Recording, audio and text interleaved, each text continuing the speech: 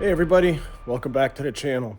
So it's Saturday, not bad in the winter here, end of December, about 20 degrees out today when I was working.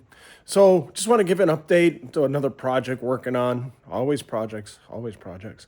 So behind me, I've got my 25 Can-Am Maverick X3 Max Turbo. So what we're doing, got a few goodies here that we've been working on. First goodie that we did a few months ago is had to put a winch on it. So got from Super ATV, got this winch. Had to take off the whole front, put a whole new, this mount here came from Super ATV. It was the winch and everything is built right onto it, and the other part that was the other. Well, what it is actually it's the radiator brace. So this replaced that. All the plastics went back up, so the wiring of that is inside. Another thing, let's see. Another thing. Got these whip lights. These are actually for my wife. This is pretty much her vehicle. She wanted it. You know, I still wanted it. Yeah, but it's her vehicle. So she wanted these whip lights, and so got them for her for Christmas from Kemimoto. They're the 36-inch cob whip lights. They're a little bit thicker whip light.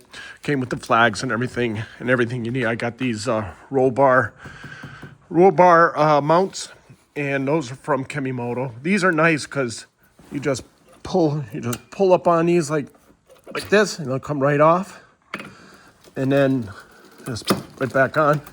And they got detents all the way around with little ball bearings, so they won't spin or anything.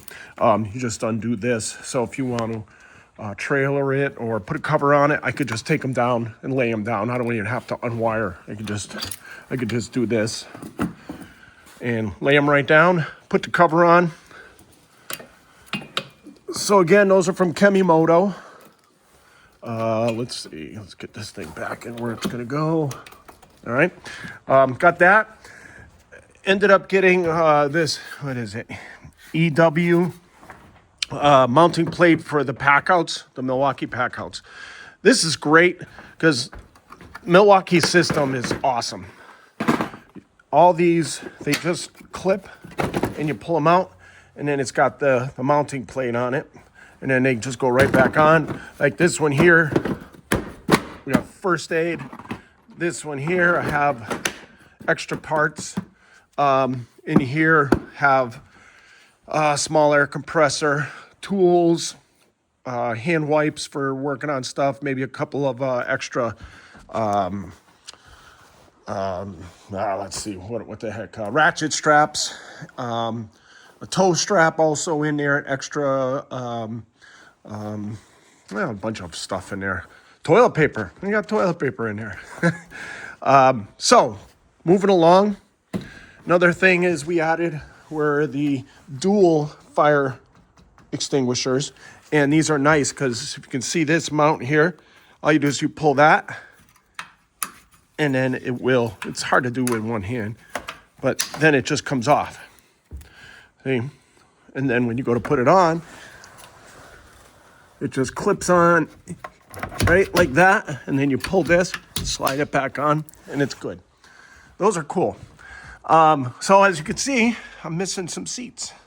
So I'll go around to the other side. I had to pull the seats. Oh, other things we have on this are these Kemimoto bags. Kemimoto's great because they got all kinds of stuff. So we have these bags on the interior. You put whatever, extra goggles, wallet, keys, and all that stuff. If you don't want to lose them, you could do that. Did put the roof on. So I have that I put on like right away. We wanted to be dry. You know, it was interesting when it was wide open, but yeah, no, you need a roof. You need a roof. Another thing we picked up, we had a short windshield. Where the heck did I put that? Oh yeah, my barn is a mess. Everything's got to get cleaned up. but it is winter. So we had this quarter size windshield, which is smoke. But the problem with that is, as you're driving, and my wife, when she drives, she's short. So with this here and smoke, she couldn't see in front of the car very well. So you couldn't tell where the rocks were, what she's going to go over. So found this on the marketplace. Actually, I was on the Can-Am site, and a guy reached out to me and said that he had one. He was selling on the marketplace. So I took a 2-hour drive to go get that. It is polycarbonate. There is a scratch on it, but for the price I paid, you couldn't go wrong. If I get 2 seasons out of it, I'll be happy, and then we'll probably go to glass, and then we'll get a wiper and everything, because washing these things down, they will scratch, so you got to be real careful. All right, so we got that. Another thing I did do is I have this here, all the way up to here is all been replaced. I tore off from here back and pulled all these out of the screws and all that. Charlene was driving all day. She did great. And she got to the point, she goes, okay, you can drive now. So I did. 50 feet down the trail, what did I do? I caught a rock here underneath the plastic just right. It was a real pointy rock, and it just pulled it apart. So it essentially did damage to this piece here and this and all that. So I replaced all that. All right, let's see, what else? All right, let's go around the other end, other side. Also, okay, this mount I got from Kemimoto. It's nice because this cover was not here. It was just open, and then there's the power accessory. You can plug in an adapter like one of these and power your phones and everything. But this has an adjustable little knob here, goes up like that, and put your iPad in there. My iPad is cellular, and that way I can still use GPS when I don't have cellular service. So I use a couple of apps. I use the free Polaris app for navigation. It has all the local trail systems on there. You can mark on it like waypoints or pin things that either, trail you don't want to go on again or something like that. It's great. We would have been lost many times had we not had a GPS system in this. Why they don't, well, some of them do, like Polaris comes with the Polaris Ride Command. Can-Am doesn't do that yet, or at least on these models. So using the iPad is great. So inside there's the power outlet, but riding it would vibrate. So this would work its way out, and then my iPad wouldn't charge, and it would start to die. So I picked up these. I got one on each side, and it's got 2 USB-Cs and also 2 USB. Amazon. Got those on Amazon. The other nice thing is right here, and I'll show you in a little bit when I turn it on. It has let's go ahead and turn it on. Hold on, let me get the key. Put it into accessory mode. Key on these are wild. The Can-Ams, all they do is it just pushes on a ball over here. So we'll get it onto accessory mode. Now you can see it tells you the voltage, which is cool. And then when you close it, when you don't want water getting in, it still shows you the voltage. So that's pretty neat.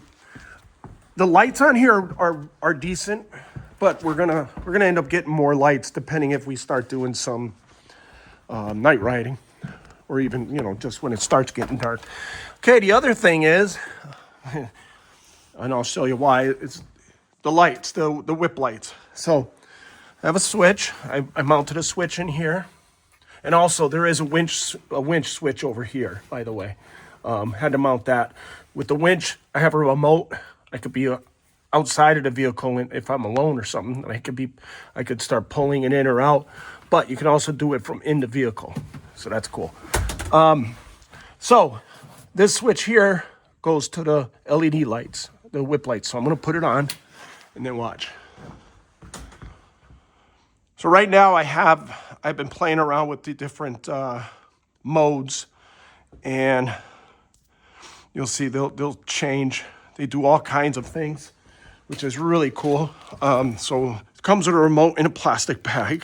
So you just hit mode and it'll change. This doesn't show the colors very well on video, but you could do all kinds of things. Now, why do we want those? You know, some people are like, oh, they're gaudy or whatever. Let me tell you, we went out riding with a group, and I'm going to change these so they do different things, but I'm going to go farther away. We were riding, and we had 3 or 4 different UTVs in front of us, side by sides, and it was dusty. So we couldn't see the vehicles in front of us, except for the one directly in front of us had a set of these lights. So from the back, it's fantastic. We could see through the dust and see these things. So it's like, so they had all kinds of things going on, different patterns, but you see it through the dust. And then at night, oh, you'd definitely be seeing this, or over a hill. You know, if you're coming up to a hill and somebody else is coming over, they might see you. When you put the brakes on, these will turn red, kind of red like this. Or wait a minute. Yeah, red like that. And so just a little bit more visibility for you. Let me shut those off. Well, at least I'll show you how I wire this.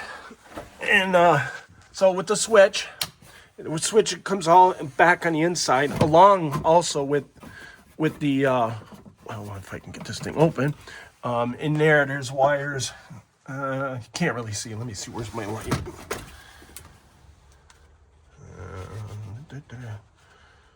Let's see. There we go. So inside, I threw in my USB cords in there and all that, but there are the wiring for both of those outlets on each side. Just go down, right down there, and that goes all the way down there. You pull all these panels off. So the red wires plus the bare wires are what I ran, and it comes over to this terminal block here. So the terminal block on the top is ground. The next one down, the big ones, the big red ones, are full battery voltage, and then the one at the bottom is accessory. So when the key is on, then so is your accessory, and then you can turn it on or off. But that's how the winch is wired. The winch actually has big lines going. These are the winch wires, but to turn the winch on is one of these red wires. So then it goes back here, and I have not finished over here. This is the receiver and a control for the whip lights, and they just go back up here on the other side, and then one goes through over that way. Then I got to deal with this one here, which is, it's going to go down here, and I got to fix up these wires. I got to figure out what I'm going to do with those. So I only got, right now I got one more thing I got to do. I'll take the flashlight with me. Behind the passenger, behind the driver, there's this spot here. As you can see, it's a big open hole. So what is that for? That's the air intake for the engine and to cool the clutch assembly. Comes into there. The box here has some filters and everything in there. Then it goes down, and one part goes to the engine, so there's an air filter here. So it goes down in there, and then the other one comes down and goes to the clutch assembly. So both of those, so the one coming down to the clutch assembly is cooling the clutch assembly, and then the other one goes to the air cleaner for the engine. So that's about it. So yeah, that's That's all the stuff I've been working on since we got this in August, right around Charlene's birthday. Tripping over things. Got a pellet stove out here. I just moved out of the house. But in any case, that's all the fun stuff that's going on with this. Dying to get back out with it, but I don't want to take it out in the winter because I don't want to trailer it on the salty roads, and I don't want to start rusting things up because this will get salt spray on it, and the more I run it through mud and all that, I just do a quick clean, make sure mud's out of certain areas like the shocks and brakes and all that stuff. Because we've had water up to about here. Yeah, we've gone through some big puddles. I think there is a short on YouTube on the channel showing us going through good sized puddle. And we'll keep getting you some content of the riding we do with this. It's a lot of fun. Oh, that's right. Reason I was telling you this, I got off track. So this makes a lot of noise because you hear everything, all the air going in there. You hear the sound of the clutch and all that. So what I'm going to do is block off that hole and then cut a hole on this side, and that's going to be the intake. And I got this from Adrenaline Cycles, and it's just an easy kit. So it's got this cover that's going to go inside there. It'll get mounted in there, and there's a piece of foam that goes behind it, which from the inside, it'll quiet that down behind their head. And this is what's going to get cut on the backside over here. So I'll probably do a little video on doing that when I get to that. Maybe, I don't know, maybe next week or so. We'll see. I got so much more to do. At least I've been keeping warm with the late 1800s, early 1900s Acme number 28 parlor stove, potbelly stove. So that's been really cool. You know, it was like 17 out yesterday, and I had it at least 45 in here. I mean, it's a tall barn, so there's not a lot you can do unless I was to put some ceiling fans.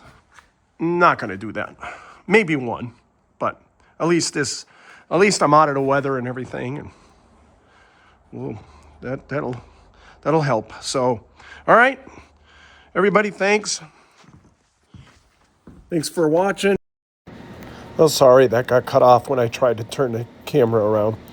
Just want to say thanks for coming, and don't forget to subscribe, like, and share, and leave a comment or whatever questions you got. Thanks. We'll see you next time.